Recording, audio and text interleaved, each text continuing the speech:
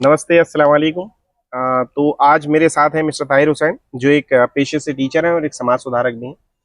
ताहिर भाई, आजकल जो आप समाज में देख रहे हैं कितनी बुराइयां फैल गई हैं और लोग बाग खास तौर से कुछ कम्युनिटी को लेकर के आपस में नफरत जो आपको सोशल मीडिया में और जो यूट्यूब वगैरह पे देखने को मिलती है, तो इसके बारे में आपका क्या कहना है? असल में क्या चीज़ है और किस तरीके से दूर कर सकते हैं और ये कितनी घातक है हमारे समाज के लिए? दरअसल अगर ओवरऑल अगर हम इस सिचुएशन को देखें और अपने माशरे को, अपने समाज को अगर हम थोड़ा सा भी ध्यान से समझें, तो जैसे कि इस वक्त आम इंसान की सोच बनती चली जा रही है कि और वो जो सोच क्या है वो नेगेटिविटी की, एक दूसरे के प्रति, कि फला मेरे बारे में क्या सोच रहा है और मैं उसके बारे में क्या सोच रहा हूँ। ये जितनी भी धारणाएं, जितनी भी सोच हैं, ये सारी की सारी हमारी जो बन रही है, वो सिर्फ और सिर्फ मैं इसका जो कारण बताऊं, जो मानता हूँ, वो है हमारी सोशल मीडिया और मेन स्ट्रीम मीडिया। अगर हम धरातल पर देखें, ज़मीनी स्तर पर देखें, तो ऐसा कहीं नहीं है। आप कहीं भी आप चले जाइए, किसी भी व्यक्ति से आप बात करिए, और अगर आप सलीके से और अच्छे अंदाज से बात करेंगे तो आपको वैसे ही लोग मिलेंगे जैसे आप हो। और मैं नहीं समझता कि इस तरह की फीलिंग या इस तरीके की कोई भावना, नफरती जो आजकल जो लोग चर्चा करते हैं, मोस्टली जो चर्चा कर रहे हैं, ये सोच बना करके अपने चल रहे हैं वो, कि समाज में नफरत बहुत हो रही है, भाईचारा खत्म हो रहा है, आपसी सौहार्द जो इस वक्त समाज में होना चाहिए वो नहीं है। मुझे नहीं लगता कि ये इन चीज़ों का अभाव है समाज के अंदर। ये समाज में जैसे पहले था और वैसा आज भी है। बस थोड़ा सा हमारा जो देखने का नज़रिया है, जो सोचने का हमारा जो एक तरीका है, वो बदल गया है। और वो बदलने का भी क्या है कि हम ज़्यादातर अब ऐसी ऐसी चीज़ों से कनेक्ट हो गए हैं जो कि हमें नेगेटिव सोर्सेज दिखा रहे हैं, नेगेटिव चीज़ें दिखा रही हैं। चाहे वो आप न्यूज़ देख लें, या सोशल मीडिया के जो कमेंट्स हैं या जो पोस्ट हैं उनको देख लें, उनसे हमें ऐसा लगता है कि सारा समाज ही ऐसा हो गया है, जबकि ये सिर्फ और सिर्फ क्या है, मीडिया है। ये मीडिया में है। अगर आप जाहिरी तौर पर रियल वर्ल्ड में आप देखें, तो मुझे तो नहीं लगता कि रियल वर्ल्ड में इस तरह की कोई चीज हो रही है। सर, रियल वर्ल्ड में तो मैं भी देखता हूँ बड़े बेहतरीन ताल्लुकात होते हैं सबका, शादियों में आना जाना आपस में एक और सर उसे तो छोड़िएगा, दावत में तो कोई गैर भी आ जाता है।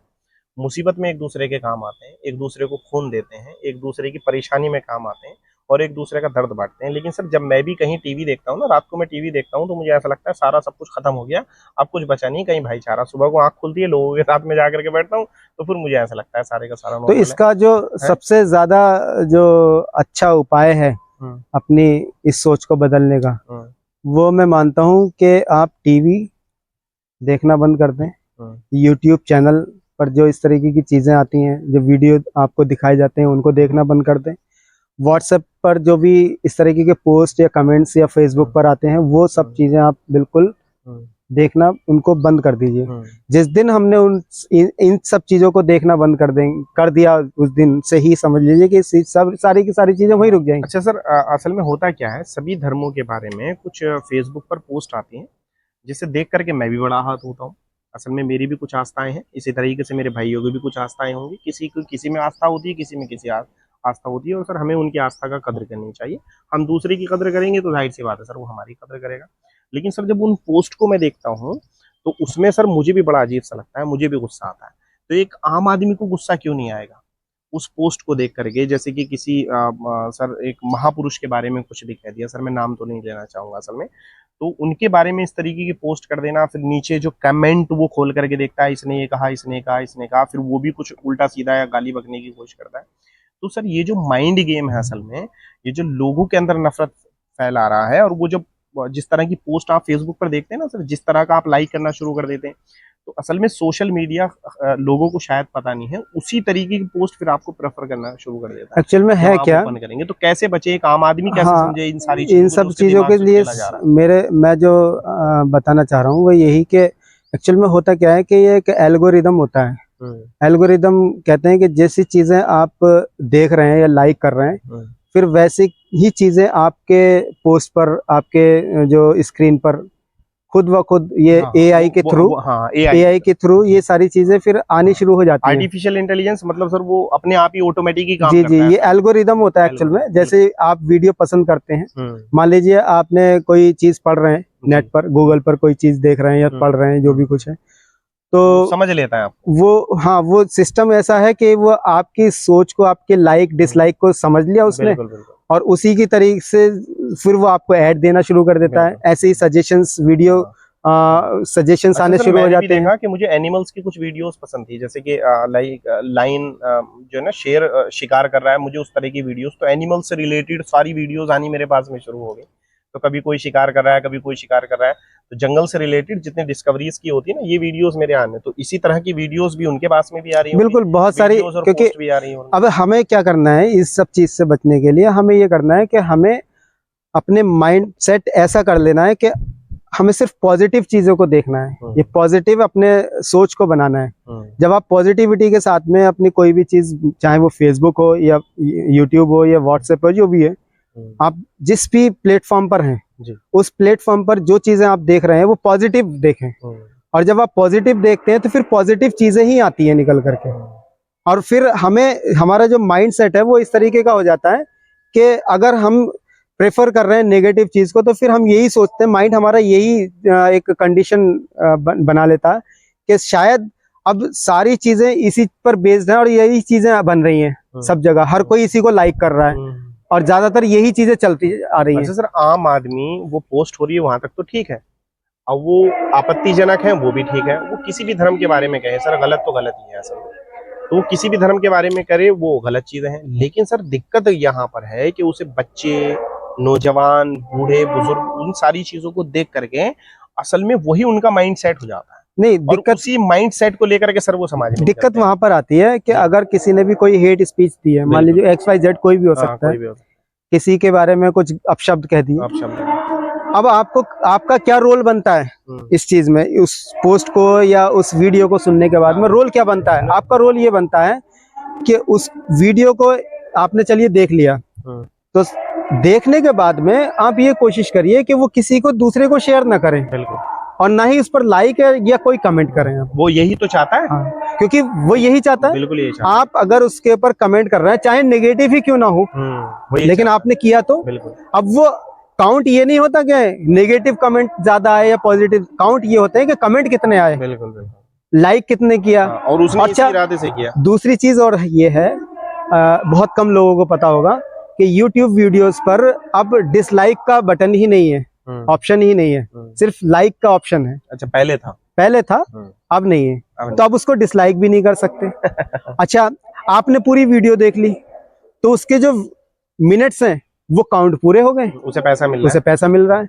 और पैसा कैसे कैसे नहीं कमा रहे लोग बाग, बिल्कुल, हर हद तक जाने को तैयार है। और फिर आपने उस वीडियो को, मान लीजिए किसी ने उस व्यक्ति के अगेंस्ट में ही कुछ कहा, जिस व्यक्ति ने किसी महापुरुष के अगेंस्ट में कुछ अपशब्द बोले हैं, और हमने कोई वीडियो बना दी उस व्यक्ति को लेकर के, उसकी मानसिकता को लेकर के, उसके क्लैरिफिकेशन में, और फिर हमने उसको पोस्ट किया और उसको भी शेयर करवाया, तो साथ साथ क्या हो रहा है, साथ साथ उस व्यक्ति का भी प्रचार हो रहा है जिसने हेट स्पीच दी है।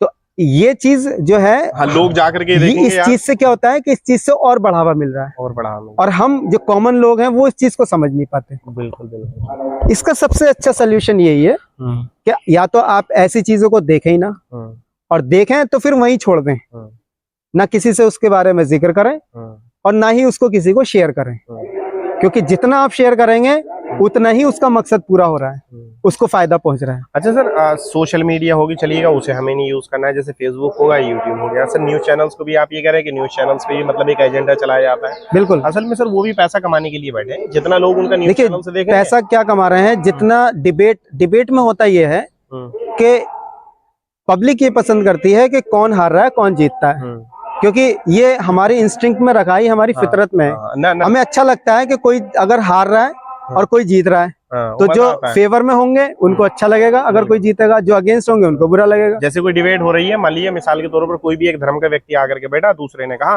बोले भी जितने में तुम अपने धर्म की इज्जत करता हूँ उतने में आपकी इज्जत करता हूँ, आप जो कह रहे हैं वो आपकी जगह आपकी आस्था और मेरी जगह मेरी आस्था, चलो हाथ मिलाते और घर को चलते हैं। तो टीवी का चैनल देखे हो कोई उनका, वहीं पर डिबेट खत्म। और डिबेट कहाँ पर शुरू होती है, लोग व्यूवर्स ज्यादा कहाँ पर बढ़ते हैं, वॉचिंग टाइम कहाँ पर बढ़ता है, जहां पर उनका झगड़ा हो रहा हो, और जितना तेज झगड़ा होगा उतनी ज्यादा टीवी देखेंगे, और इसी तरीके से सर उनका पैसा।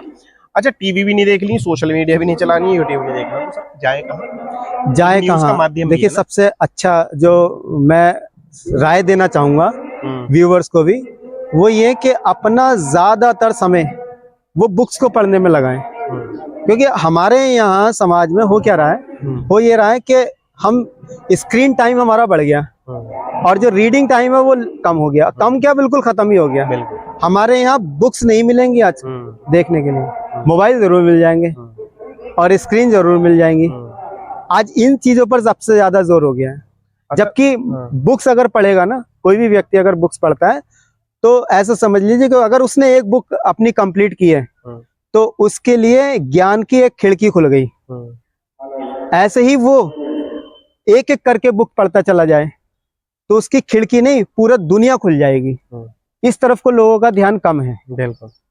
बुक्स हमें क्या करती हैं? बुक्स हमें डायरेक्ट नॉलेज देती हैं। ये डायरेक्ट नॉलेज होती है, ये सेकंड हैंड नॉलेज नहीं होती। ये सेकंड हैंड यूट्यूब पर जो आ रही है ये सेकंड हैंड, ये तो लोगों ने जिस नजरिए से चीजों को समझा, उनके नजरिए को हम समझ रहे हैं, उनके नजरिए से दुनिया को देख रहे हैं। यानी कि वो हमें एक चश्मा दे रहे हैं और उनके चश्मे से हम चीजों को देख रहे हैं। बिल्कुल बिल्कुल। हमारी तो अपनी खुद की आइडियोलॉजी, अपनी खुद की समझ है ही नहीं। कहाँ है बताइए?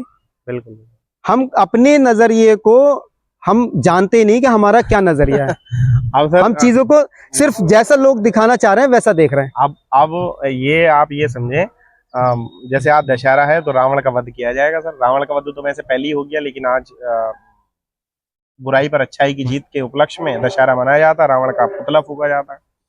अब कोई ये दूसरे चश्मे से ये कहने लगे, बोले रावण का वध कर दिया राम जी ने, वध करना तो सर गलत बात है। अब क्यों करा, ये एक मेन चीज है कि भाई क्यों मजबूर हुए श्री राम कि रावण का वध करना पड़ा, कि कत्ल तक की नौबत आ गई कि उसके प्राण लेने पड़े, और ये सारी चीजें। तो ये तो सर सेकंड हैंड केवल इतना ही करें कि राम जी ने वध कर दिया था, ये तो बड़ी गलत हो गया। लेकिन क्यों करा, ये जो नॉलेज है वो सारी चीजें जब आप किताबें पढ़ेंगे और जब पूरी चीजों को जानेंगे, तो वही मैंने कहा ना कि स्क्रीन टाइम घटाइए और रीडिंग टाइम बढ़ाइए। रीडिंग टाइम, तो इसके लिए हमें महाभारत, रामायण वगैरह, गीता वगैरह हम पढ़ेंगे तो उन सारी चीजों से हमारी बहुत सारी बुक्स हैं, ना सिर्फ रामायण है, ना सिर्फ गीता, बल्कि और भी धार्मिक पुस्तकें हैं। बल्कि मैं तो समझता हूँ कि जितनी भी धार्मिक पुस्तकें हैं वो सारी पढ़ें। बल्कि मैं इसके लिए एक और, देखिए कुरान के अंदर अगर आप इजाजत दें तो कुरान के अंदर बड़ी अच्छी बात कही गई है। अब से 1400 साल पहले कुरान जब लिखा गया, ईश्वरीय ग्रंथ बताया जाता है, ईश्वरीय ग्रंथ है ईशवाणी।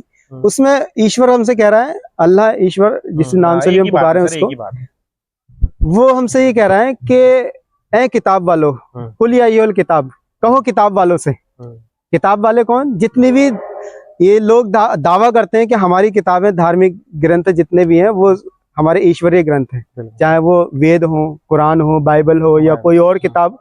जो लोग भी ये दावा कर रहे हैं कि ये हमारी किताब ईश्वरीय ग्रंथ है, उन सबको मुखातिब किया जा रहा है, उन सबको एड्रेस किया जा रहा है। और ये बात कही जा रही है कि इन सब किताब वालों से कहो कि उस बात की तरफ आओ कि जो हम सब में एक सा है।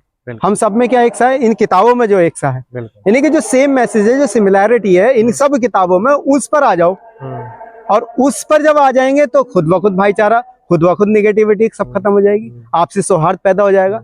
क्या बात कही गई है कुरान के अंदर, कितनी गजब की बात कही गई है कि कुल या अय्युहल किताब, कहो इन सब किताब वालों से कि ताला इली कलिमतिन सवाइन बैनना व बैनकुम, कि आओ उस बात की तरफ जो हम सब में, हम सब किताबों में से, सब किताबों में एक सा है, सिमिलैरिटी है। और वो क्या है कि अल्लाह नाबुदा इल्लल्लाह, कि अल्लाह एक है। दुनिया के किसी भी व्यक्ति से आप पूछोगे कि ईश्वर कितने हैं, तो वो एक ही बताएगा, दो कोई नहीं बताता। ये बात हर कोई जानता है। कोई बड़े, मैंने ज्ञान की तो बात कही नहीं है कि साहब बहुत पीएचडी करके मुझे ये ज्ञान मिला हो कि ईश्वर एक है। हर कोई, चाहे वो अनपढ़ हो या चाहे कितना ही पढ़ा लिखा हो, किसी से भी आप पूछिएगा कि ईश्वर कितने हैं तो वो एक ही बताएगा। अच्छा, सब धर्मों के नाम नाम अलग अलग हैं, बाकी तो एक ही है, ईश्वर एक है। हम अलग अलग हो गए फिर। बस कोई यही तो कि कोई ये भी बता देता है कि भाई हम ईश्वर कहते हैं, कुछ लोग उसको अल्लाह कहते हैं, कुछ लोग, सब जानते हैं, धर्मों के लोग कहते हैं। लेकिन उसके बावजूद भी क्या है, इख्तलाफ है, उसके बाद डिफरेंसेस हैं, है ना, झगड़े हैं। अच्छा, क्या वजह है? वजह सिर्फ यही है कि लोग जानते बेशक हैं कि ईश्वर एक है, लेकिन मानते नहीं। मानते क्यों नहीं है? मानते इसलिए नहीं क्योंकि उनको ज्ञान नहीं है, किताबें नहीं पढ़ी। आज जो कुछ उनके पास नॉलेज है, वो नॉलेज सिर्फ और सिर्फ किसकी है? Second hand. बल्कि मैं तो कहूंगा कि जो यूट्यूब, व्हाट्सएप, फेसबुक, उसी दुनिया समझ रहे हैं, और उसी को एक बेवकूफ बैठे हैं, उसी को राइट सोर्स समझ रहे हैं कि ये जिसने भी कोई बात अगर कह दी है ना, तो वो सच है। मैंने तो सर गांव में लोगों को बैठते, अब सर किताबें, आपने कहा ना किताबें पढ़िएगा, अब हर आदमी तो किताबें नहीं पढ़ता, मान लीजिएगा पढ़ना ही नहीं आता, किताबें उपलब्ध नहीं हो पाती है। हाँ। ये एक आसान सा सोर्सेज है, यहाँ से अगर उनसे लिखना भी नहीं आता तो बोल करके वीडियो निकाल लेते हैं, और उसी सारी चीजों को, अरे भाई अब ऐसा हो गया, अब ऐसा हो गया, ये हो गया, वो हो गया, अब उनके तर्क अपने, जिसने जिस तरह की वीडियो देखी वो उस पर लड़ने मरने को तैयार है, और वो कह रहा है मैं ठीक। अच्छा सर, ये तो एक बात हो गई। मुझे सर एक चीज का और जवाब दे दीजिएगा। हाँ, मेरा सवाल ये है, हर धर्म वाला, हर व्यक्ति अपने आप को सुपीरियर माने बैठा। मुस्लिम कहते हैं मैं अच्छा, हिंदू कहते हैं मैं अच्छा, ईसाई कहते हैं मैं अच्छा, और बुद्धिस्ट कहते हैं मैं अच्छा, और भी बहुत सारे रिलीजन हैं। और सर इनके जितने भी धर्म को मानने वाले हैं, जो भी आप कहें, पंडित कहें या जो भी मौलाना कहें या जो भी कहें, धर्मगुरु जितने भी होते हैं, इन्होंने इनके दिमाग में ये बैठा करके रखा है कि तू बढ़िया, मैं किसी एक कम्युनिटी की बात नहीं कर रहा सर, मैं किसी एक रिलीजन की बात नहीं कर रहा, उनसे बता दिया तू अच्छा है, बाकी सब बेकार है, सुपीरियर। और जहां पर ये सुपीरियर वर्ड आ जाता है कि तू सबसे अच्छा है, बाकी सब बेकार है, वहां पर सर वो दूसरे को नीची नजर से देखना शुरू कर देता है, और वहीं से मैं समझता हूं कि ये सारी चीजें शुरू होती हैं। तो सर मुझे ये बता दो आप, सुपीरियर है कौन? देखिए, और कैसे इसे खत्म किया जा सकता? सबसे पहले चीज तो जो मैंने अब तक समझी और जानी, जितना मेरा इल्म या ज्ञान कह लीजिए, जब जो मैंने अब तक सीखा, उसके बेस पर मैं सिर्फ एक बात ये कहना चाहता हूँ कि चाहे कितने भी धर्म दुनिया के अंदर हों, और कोई अपने आप को कितना ही सुपीरियर समझता हो, वो सुपीरियर हमारी और आपकी नजर में इंफीरियर और सुपीरियर हो सकता है, या अपने आप को वो समझ सकता है। कोई भी, मैं अपने आप को सुपीरियर कहने लगूं तो मैं अपने लिए हूँ, आप अपने आप को सुपीरियर कहने लगे, आप अपने लिए हैं। किसी को भी इंफीरियर समझ ले तो वो आपके लिए है। लेकिन मैटर क्या करता है? मैटर हमारा और आपका मानना नहीं करता है। मैटर करता है कि जो हमारा बनाने वाला है, जो हमारा ईश्वर है, जो हमारा गॉड, जो हमारा अल्लाह, उसकी नजर में हम क्या हैं? हम उसकी नजर में सुपीरियर हैं या इंफीरियर हैं? मतलब ऊंचे हैं या नीचे? नीचे हैं। हम उसकी नजर में कमतर हैं या ऊंचे हैं? वो क्या चीज तय करेगी? वो चीज तय करती है हमारे कर्म। अगर हमारे कर्म अच्छे हैं, अगर हमारे कर्म अच्छे हैं तो हम सुपीरियर हैं उसकी नजर में, और हमारे कर्म अगर बुरे हैं तो हम बिल्कुल, कहना चाहिए कि बिल्कुल निचले स्तर पर हैं। और देखिए, दुनिया में लोगों ने जाति बना ली तरह तरह की, कि एक ऊंची जाति, एक शेख हो गए, एक पठान हो गए, या कोई बहुत बड़े पंडित हो गए, शर्मा जी हो गए, दलित हो गए। मैं नहीं मानता कि कोई जाति इस संसार के अंदर, ये जातियां भी हमने सुपीरियर और इंफीरियरिटी के बेस पर बना ली। नहीं, असल में तो जाति के आधार पर कोई छोटा बड़ा नहीं होता। छोटा बड़ा होता है अपने कर्मों के आधार पर, कर्मों के बेस पर, कि हमारे कर्म कैसे हैं। अगर हमने अच्छे कर्म किए होंगे तो देखिए वो अच्छे कर्म समाज को, दुनिया को नजर आते हैं। बताने की भी जरूरत नहीं पड़ती कि मैं बहुत अच्छा कर्म करने वाला हूँ। अगर कोई ढिंढोरा पीटता और बताता फिर रहा है कि मैं अच्छा कर्म करता हूँ, किसी ने कोई दान पुण्य का काम कर दिया और उसको बताना पड़ रहा है, तो इसका मतलब उसने अच्छा कर्म नहीं किया। अगर उसको बताना पड़ रहा है, क्यों? क्योंकि अच्छे कर्म छिपते नहीं है, वो सामने आते हैं। बिल्कुल सर, वो तो ऐसे है जैसे ईतर की बोतल आपने कमरे में फोड़ दी और उसकी खुशबू जैसे पूरे कमरे में फैलती है, तो आपके अच्छे कर्मों की खुशबू इस तरह से फैलती है। आप उसे कितना ही ढकने की कोशिश करें, कैसी छिपाने की कोशिश करें, उस पर पिन्नी डालें, कुछ भी करें, लेकिन सर वो खुशबू आएगी। ऐसे बुरे कर्म होते हैं, ऐसे बुरे, तो बुरे कर्म वाले भी सामने आता है और अच्छे कर्म करने वाला भी सामने आता है। और यही है ईश्वर की नजर में अच्छा और बुरा होना। फिर दुनिया के अंदर वो उस इंसान को दिखा देता है। इंसान से दिखाएगा, लेकिन दिखाएगा, क्योंकि उसके तो रिजल्ट दिए हैं ना, अल्लाह ताला ने, ईश्वर ने इसके रिजल्ट रखे हैं। अगर हम अच्छा करते हैं तो अच्छे नतीजे हमारे सामने आते हैं, अच्छे परिणाम हमें मिलते हैं। और वो क्या है? वो सबको नजर आता है। महात्मा गांधी थे, अच्छे थे, समाज के लिए कुछ अच्छे कर्म किए होंगे, तभी तो दुनिया जानती है। बताइए। लेकिन सर महात्मा गांधी जी को भी गाली दे रहे हैं अब तो कुछ लोग, सोशल मीडिया पे देखा है आपने? नहीं, तो जो गाली दे रहे हैं आप उनको देखिए कि उनके मानने वाले कितने हैं। हाँ, उनके कुछ नहीं। गांधी जी तो गांधी जी हैं, आज भी वो नोट से नहीं मिटा पाए, हमारे दिलों से नहीं मिटा पाए, संविधान से नहीं मिटा पाए। पूरी दुनिया में हर जगह स्टैचू लगे हुए हैं। भाई जो गांधी जी को बुरा भला कह रहा है, मिसाल के तौर पर किसी XYZ को मान लीजिए, तो ये देख लीजिए कि उस व्यक्ति के मानने वाले फॉलोवर्स कितने हैं। कुछ नहीं, बेकार। कौन जानता है उन लोगों को? वो क्या गांधी जी का नाम मिट गया? 10-20 हजार रुपए उसने वीडियो डाल करके कमा लिए, वो अपने आप को। मदर टेरेसा ने अच्छे कर्म किए, बिल्कुल सर, बिल्कुल, कोई डाउट नहीं, कोई डाउट नहीं। मदर टेरेसा ने अच्छे कर्म किए, दुनिया जानती है। बिल्कुल। दुनिया सर्विंग, ये सारी चीजें मदर टेरेसा ने सिखाई हैं कि एक लड़की भी कितनी बेहतरीन तरीके से नर्स और सिस्टर, ये सारी चीजें। और मैं उनकी अच्छाई की एक मिसाल दूं, देखिए मदर टेरेसा के पास कुछ लोग आते हैं और कहते हैं कि मदर हमारे साथ में चलिए, आप प्रोटेस्ट में हिस्सा लीजिए, हम आतंकवाद के खिलाफ एक प्रोटेस्ट करना चाह रहे हैं, एक मार्च निकालना चाह रहे हैं, आप हमारा साथ दीजिए। मदर टेरेसा ने मना कर दिया। अच्छा। जबकि ओवरऑल अगर देखा जाए तो ऊपरी तौर पर अच्छा काम है टेररिस्ट के खिलाफ एक विरोध करना, आवाज उठाना अच्छी बात है, लेकिन मदर टेरेसा ने मना कर दिया। और पता क्या कहा? मदर टेरेसा ने कहा कि मैं आतंकवाद के खिलाफ मार्च में नहीं जाऊंगी। अच्छा। हाँ, अगर आप पीस के फेवर में अगर मार्च निकालते हैं तो मैं जरूर चलूंगी। यानी शांति के पक्ष में आप मार्च निकालिए, मैं जरूर चलूंगी। ये होती है एक पॉजिटिविटी, एक माइंडसेट है ना, ये पॉजिटिव माइंड। मतलब इस चीज से कितना बड़ा फर्क पड़ता है, इसीलिए इसका अंदाजा नहीं, और इसीलिए आज उनको याद किया जाता है। और ईश्वर ने, अब वो हमारे बीच में नहीं रही, उन्हें, मुझे मेरा ऐसा मानना है कि ईश्वर ने उन्हें बहुत बड़ा स्थान दिया होगा उनके कर्मों के हिसाब से। लोग पसंद नहीं। तो सर ये जैसे भाईचारा असल में खत्म तो नहीं हो रहा है, ये चंद कोशिशें हैं, और ये वो, लेकिन ये जो भी कोशिशें कर रहे हैं असल में, आपको लगता है सर इसमें पॉलिटिकल मतलब पॉलिटिक्स का इन्वॉल्वमेंट होता है, या फिर कुछ असामाजिक तत्व ऐसे होते हैं जो आपसी भाईचारे में? सर पूरी दुनिया में कहीं पर भी चले जाइएगा, देखिएगा कहीं पर शिया सुन्नी है, कहीं पर हिंदू मुस्लिम है, कहीं पर छोटी जात ऊंची जात है, कहीं पर काले गोरे की लड़ाई है, कहीं पर सर जमीन को लेकर के है, कहीं पर कुछ ना कुछ हर जगह मिलेगा। लेकिन सर इसका मतलब ये थोड़ी ना कि एक दूसरे से नफरत करने हर चीज का सल्यूशन है। देखिए, जहां पॉलिटिक्स का सवाल है, पॉलिटिक्स ने असल में होता क्या है कि एक पक्ष होता है और एक विपक्ष होता है, और ये पॉलिटिक्स में होता ही है, क्योंकि ये हो गई, इसको खत्म नहीं कर सकते, पक्ष विपक्ष तो होगा। और पॉलिटिक्स एक ऐसी चीज है कि अगर इसका कहना चाहिए कि अगर इसका ये रूप बिगड़ जाए तो ये बहुत भयानक और बहुत नुकसानदेह हो जाती है। अभी देखिए दशहरा है, दशहरे का सीजन है, चल रहा है। मैं एक मिसाल रामायण से ही दूंगा। राम जी को जब सिंहासन दिया जा रहा था, राज तिलक होने वाला था, तो वहां पर पॉलिटिक्स बीच में आई।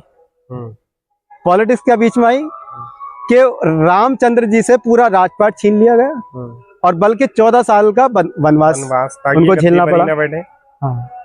लेकिन एक अच्छा पहलू पॉलिटिक्स का ये भी था कि राम जी के जो भाई थे, जिनको सिंहासन देने के लिए रामचंद्र जी को 14 साल का वनवास झेलना पड़ा, वही भाई जो भरत थे, उन्होंने सिंहासन पर बैठ करके राज नहीं किया, बल्कि उनके खड़ाओं को रख करके राज किया। ये भी एक पॉजिटिव एग्जाम्पल हम देख सकते हैं रामायण के अंदर ही। तो दोनों ही चीजें हमारे सामने हैं, एक नेगेटिव पहलू और एक पॉजिटिव पहलू, कि भरत ने ये कह करके कि मैं राज नहीं करूंगा, मैं गद्दी पर नहीं बैठूंगा, क्योंकि मेरे बड़े भाई का हक है। तो अगर हम पॉलिटिक्स को भी सही तरीके से करें तो उसमें भी पॉजिटिविटी है, ला सकते हैं। लेकिन सर नेता करते नहीं ना, वो अपने उनके वो होते असल में सर भरत और रामचंद्र जी आज तो मुझे नहीं लगता कि कोई है, लोगों ने बना करके बैठे हुए हैं, और सर उनका तो ये परछाई और पैर की धूल भी नहीं है। लेकिन ये जिस तरह की राजनीति करते हैं असल में, जिस तरह की, वो सभी नेता, एक की बात नहीं कर रहा मैं, सभी नेता सर नीचे से ऊपर तक वो they are the same chips from the same block, मतलब एक ही थाली के चट्टे बट्टे हैं सबके साथ। नहीं, वैसे सबको तो नहीं कह सकते, ज्यादा है कोई थोड़ा है, हाँ, लेकिन सर ज्यादातर नहीं, मतलब ज्यादातर में ज्यादातर ही आ जाते कुछ हैं। अच्छी इंटेंसिटी के साथ में भी आते हैं, ऐसा नहीं है कि सभी को हम ब्लेम करें, लेकिन यह है कि ज्यादातर लोगों के बीच में वो भी जो थोड़े से हैं जो हाँ, अच्छे हैं, पॉजिटिव माइंड के साथ में आते हैं। ज्यादातर को मैं सभी को मैं इसलिए कह रहा हूँ, हाँ, असल में क्यों वो 90% अगर गलत कर रहे हैं और अपने फायदे के लिए मतलब चुनाव प्रचार करते हैं और ऐसी ऐसी चीजों को, जातियों को, धर्म को आपस में भिड़ाने की, लड़ाने की और इस तरीके से वोट हासिल करने की कोशिश करते हैं, तो सिर्फ वो 10% की वैल्यू नहीं बचती है। बस ये है कि वो नजर में नहीं आती है, सर एक बात बताऊं मैं उनकी आपसे, सुनी नहीं जाती। रावण की भी एक अच्छी खासी फौज थी हाँ, जो श्री राम के सामने आई थी लड़ने के लिए, और काफी भयानक युद्ध हुआ था। तो अब ये सोचिएगा कि रावण जैसे व्यक्ति के भी कितने ज्यादा सपोर्टर थे, हैं, और जान दे दी उन्होंने रावण के लिए। और किस तरीके से रावण ने उनका माइंड पॉलिश करा होगा कि भाई मैं गलत हूं और मेरे साथ में आओ, चलो गलत हो जाओ, पूरी लंका को खत्म कर दो और हम सब कुछ ये कर देंगे। चलिए सर, तो ये असल में जो 1947 से पहले का हिंदुस्तान था, या अभी 10-20 साल पहले का हिंदुस्तान था सर, ये कुछ दिनों से पहले जिस दिन से सोशल मीडिया बढ़ी है और सोशल मीडिया लोगों के मतलब फोन हाथ में आया है और लोगों ने अखबार पढ़ना बंद कर दिया, और सर अब जो ना सोशल मीडिया कोई भी अपना चैनल बना करके बैठ जाता है, कोई भी कहीं से भी पोस्ट उठाता है, जो उसके दिमाग में गोबर है वो उस गोबर को वहां पर, मतलब जो उल्टी होती है ना, मैं तो ये कहूंगा वो उल्टी सोशल मीडिया पर करके भाग जाता है और वहां पर वो बदबू फैला देता है। ये सर देश में कोई कानून नहीं कि कोई भी कुछ भी कह करके बैठ जाए। चीन में, अमेरिका में, आप किसी भी देश में जाकर के देखें तो हर आदमी कुछ भी नहीं कह सकता है, जहां तक मुझे पता है सर। लेकिन सर हिंदुस्तान में किसी आदमी पर कोई पाबंदी नहीं है, जो मर्जी करे वो बोल सकता है। अगर ऐसे लोगों के खिलाफ कार्रवाई हो तो शायद हमारा जो समाज है इसमें जो नफरतें फैल रही हैं, वो नफरतें न फैले और मोहब्बत बढ़े। और सर मोहब्बत में ही तरक्की है, तभी तो हमारा देश विश्व गुरु बनेगा। ऐसे बिल्कुल कैसे बनेगा जब हम एक दूसरे से लड़ते रहेंगे? बिल्कुल। तो इस पर कौन आगे आएगा कार्रवाई के लिए? देखिए, जाहिर सी बात है कि जो हमारे बड़े जो ओहदेदार लोग हैं, जाहिर सी बात है कि उनको एक्शन लेना चाहिए इस मामले में। अगर किसी तरीके से भी कोई भी किसी भी धर्म विशेष के खिलाफ कोई टिप्पणी करता है तो उसके खिलाफ कानून बनना चाहिए और उसके खिलाफ एक्शन, एक इमीडिएट एक्शन लेना चाहिए। इसमें कोई देरी ना हो, मतलब यह है कि एक कोई भी समुदाय हो, चाहे कोई भी हो, मतलब कोई भी हो, अगर किसी ने भी किसी भी समुदाय के खिलाफ कोई बात कही है तो उसके खिलाफ अगर इमीडिएट एक्शन नहीं लिया जाएगा तो फिर होता क्या है कि लोगों की फीलिंग्स जो होती है वो आहत होती हैं और फिर ये उनका विश्वास उठ जाता है जो राजतंत्र है उसके ऊपर से, कि भाई इस वक्त माहौल ऐसा बन गया है कि कोई भी कुछ भी बोल सकता है। और जब विश्वास उठ जाता है तो लोगों के अंदर फिर जो है मायूसी आती है। मायूसी से फिर क्या होता है कि होता ही है कि एक आक्रोश वाली जो भावना होती है वो भड़क जाती है और उसकी वजह से वो कुछ ऐसा गलत कदम उठा लेते हैं जो कि नहीं उठाने, जो कि समाज के लिए बहुत हानिकारक साबित होता है। मैं समझता हूँ कि इसके लिए हमारी जो सरकारें हैं, चाहे वो सेंट्रल गवर्नमेंट है या प्रदेश सरकार है, उनको इसके खिलाफ एक्शन लेना चाहिए। और मैं समझता हूँ कि हमारे योगी आदित्यनाथ जी ने एक्शन लिया भी है ऐसे कई मामलों में, और लेकिन देर से ही सही लेकिन लिया है। मेरा बस यही मानना है कि जल्दी से जल्दी इन चीज़ों पर रोक लगनी चाहिए और एक कानून बनना चाहिए ताकि कोई भी इस तरीके की हेट स्पीच देते हुए 100 बार सोचे। अच्छा सर, ये हेट स्पीच का मुझे बस छोटे से अपने शब्दों में बता दीजिएगा, भाईचारे के लाभ और भाईचारे, जो भाईचारा खत्म होता जा रहा है उसके नुकसान, हमारे लिए भाईचारा कितना जरूरी है, और अगर भाईचारा नहीं होगा तो कितने बड़े नुकसान हमारे समाज के लिए हो सकते देखिए, सबसे पहले तो मैं ये बता दूं कि भाईचारा पहले समझ लें क्या है। हम पहले भाईचारे को समझते नहीं, सिर्फ एक ऐसा होता है कि जैसे जबानी जमा खर्च होता है ना, कि सिर्फ जबान से बोल देते हैं बोलने के लिए भाईचारा। भाईचारा होता क्या है? भाईचारा ये है कि हम आपस में सब इंसान जितने भी हैं वो सब भाई हैं। और वो कैसे हैं उसको भी समझ लें। वो ऐसे हैं कि हम चाहे किसी भी धर्म की पुस्तक जब हम पढ़ते हैं तो उस पुस्तक में, धार्मिक पुस्तक में, ये चाहे वेद हो, बाइबल हो या कुरान हो, इन सब में ये बात आई है, लिखी है कि जो इंसानियत है वो इंसानियत एक जोड़े से पैदा हुई है, एक माँ बाप की संतान है। उसमें कुरान में उनको आदम और हवा कहा गया है। वेदों में उनका नाम मनु और शत्रुपा के नाम से आया है, और बाइबल में एडम और ईव के नाम से, एडम ईव। हाँ। तो एक जोड़ा सबसे पहले इस धरती पर, इस जमीन पर आया, जिससे कि पूरी मानव जाति फैली। सबका विश्वास, सबका विश्वास भी है, सबके सब धर्म मानते भी ग्रंथों हैं, में। लेकिन निकल गया, जहनों में नहीं है ना। हमारे धर्म गुरु बताते, इस चीज पर जोर देते कि भाई हम सब आपस में भाई हैं। इस चीज को मतलब लोगों के जहनों से ये चीजें गायब हो गई, वो दुकानें बंद हो जाएंगी सर। हाँ वही तो। अब ये जब हम बताना लोगों से बंद कर देंगे कि हम भाई हैं, और कैसे भाई हैं आपस में, कि हमारे माता पिता एक है, हमारे परम पूर्वज जो माता पिता थे वो सब हमारे एक थे, तो इससे क्या होगा? इससे ये होगा कि हमारे अंदर जो भावना है भाईचारे की वो उत्पन्न होगी, और वो रियल वाली होगी, जैसे कि एक सगे भाई के अंदर होती है। क्योंकि जब तक हम ज्ञान अर्जित नहीं करेंगे और इस चीज़ का ज्ञान नहीं लेंगे, समझेंगे नहीं, तब तक वो फीलिंग्स भी नहीं आएंगी। अब मुझे ये बात बता दी गई है कि मेरे जो घर में छोटा जो एक और मेरे साथ में रहता है लड़का, मेरे माँ बाप ने बता दिया कि ये मेरा भाई है, ये मुझसे बड़ा हो या छोटा हो। मेरे बाप बाप ने मुझे ये समझाया कि तुम्हारा भाई है, और कैसे है भाई ये भी बता दिया, तो मैं उससे मोहब्बत रखता हूँ। अब मान लीजिए जो कोई और मेरे पड़ोस में रहता हूँ, चाहे वो किसी भी धर्म का हो, तो उसे तो मैं नहीं समझूंगा भाई। क्यों? क्योंकि मुझे बताया नहीं गया कि वो मेरा भाई है और कैसे है।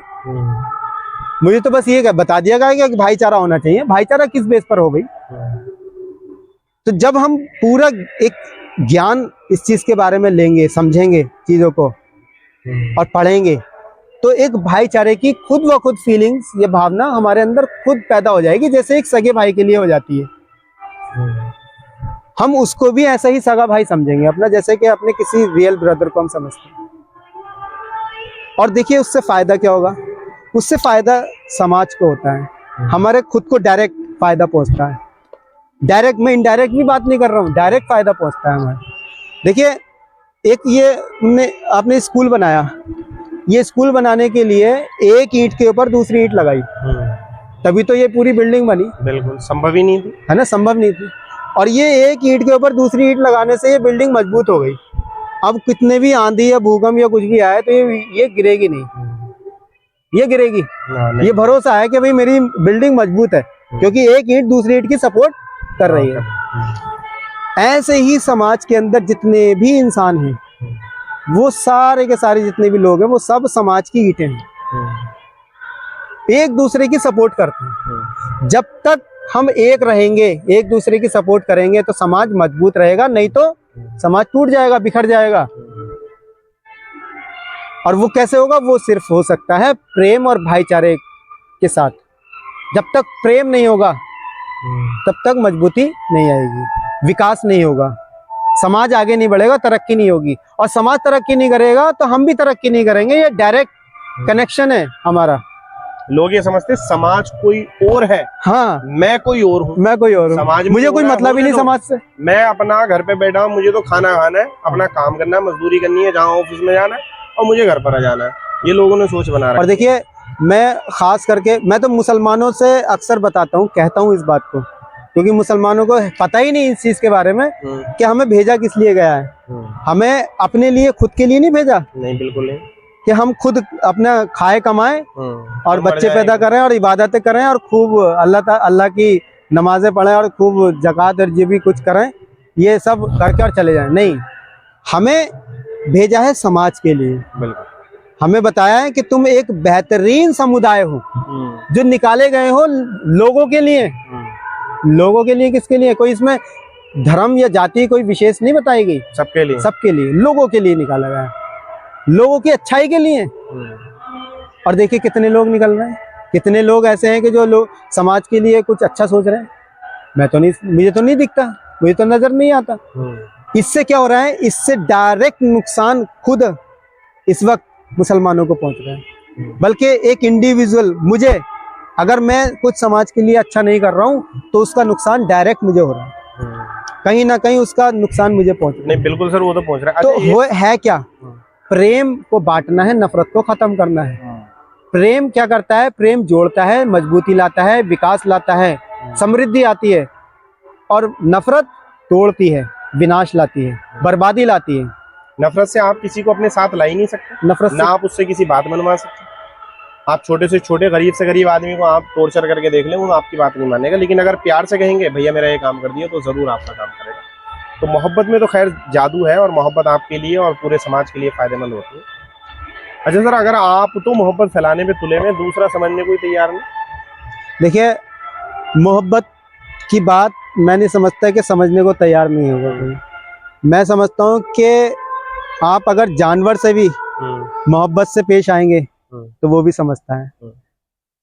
और कितनी कहानियां हमने सुन ली है, कितनी कहानियां, कितने एग्जाम्पल हमारे सामने हैं कि कैसे कैसे लोग जो क्रूर से क्रूर लोग हैं उनको प्यार से समझाया, समझ में आ गई बात, सुधर गए। वक्त लगता है, ऐसा नहीं है कि रातों रात कुछ एकदम से बदलाव हो जाएगा, कोई जादू की छड़ी घुमा दी उसके सर के ऊपर और वो बदल गया, नहीं। लेकिन सर ये है सब एजुकेशन से, एजुकेशन से, बिल्कुल ज्ञान से, सब ज्ञान से। ईश्वर भी, देखिए कुछ पेशेंस हमारे अंदर होना चाहिए, इतना पेशेंस कि अगर कोई हमसे गलत भी बोल रहा है या बुरा भला भी कर रहा है तो उसको बर्दाश्त करना है, और उसको बर्दाश्त करके हम उसके कुछ अच्छाई के बारे में, कुछ भले के बारे में हम बात करें, बल्कि मतलब हम उसके कर्म को बुरा जाने, उस व्यक्ति को बुरा ना जाने। एक सर एक बहुत बेहतरीन किताब में मैं सुनना था कि अगर कोई आदमी आपसे गुस्से में आकर के कुछ अल्फाज उल्टे सीधे कहने लगे और आपको बुरा भला कहने लगे, आपको गाली देने लगे, आप सल्लल्लाहु अलैहि वसल्लम, हाँ, आप गुस्सा मत करिएगा, आप थोड़ी देर शांत होइएगा और आप ये सोचें कि ये बड़ी परेशानी में है बेचारा, ये बहुत परेशानी में है, ये इतनी परेशानी में है कि इसका खुद पर भी काबू नहीं। और सर खुद पर काबू कब नहीं होता? जब इंसान को दिल का दौरा पड़ता है, जब ब्रेन हेमरेज हो जाता है, जब उसका शरीर, दिल और दिमाग पूरा साथ छोड़ देता है, तो वो इतना बुरा है नहीं असल में। जैसे आज आपके सामने ऐसा नहीं कि सुबह ही उठा सबको गाली बकनी शुरू कर दी, उल्टा सीधा चीजें फोड़नी शुरू कर दी, बदतमीजी, तो उस पर तरस खाइएगा।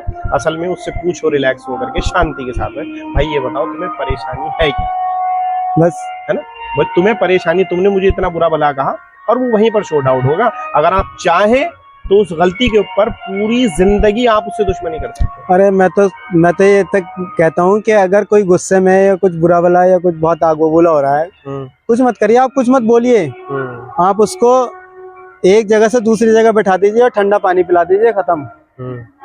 ऐसे ही होता है। चेंज हो जाता है एकदम। अच्छा सर, ये इतना लोग बुरा बोल रहे होते हैं, असल में सोशल मीडिया पर ये सारी चीजें जो कर रहे होते हैं वो दिल से, अंदर से इतने बुरे नहीं होते। एक मोमेंट होता है जिस वक्त के लिए वो बुरे बन जाते हैं, है ना भाई। कोई भी अगर मान लीजिए नेगेटिव बोल रहा है, हेट स्पीच दे रहा है, या कुछ भी गलत उसकी भावना है वो व्यक्त कर रहा है अपनी, तो उसका मतलब विरोध करने से पहले हम थोड़ा सा ये विचार कर लें परेशानी में है कि हाँ, कि वो उसको मतलब किस चीज से शिकायत है ये जानने की कोशिश करनी है, और उसको कुछ ना कुछ शिकायत होगी जिस वजह से वो इतना ज्यादा खफा है, नाराज है, जो कि अपनी भावना व्यक्त कर रहा है वो नेगेटिव उसी तरह है तरीके से। जैसे स्कूल जाने के लिए सुबह ही सुबह मम्मी पापा जगाते हैं बच्चों को, तो बच्चों को सबसे ज्यादा दुश्मन अपने मम्मी पापा, यार सुबह ही सुबह रोज आकर के ये उठा देते हैं हमें, ये सबसे बड़े दुश्मन है मेरे। हाँ। लेकिन क्या वाकई में वो दुश्मन है? तो अगर वो परेशानी को समझेंगे और बच्चे को बताएंगे तो आज नहीं कल वो उसकी समझ में आ जाएगा। तो असल में ये लोग फ्रस्ट्रेटेड होते हैं,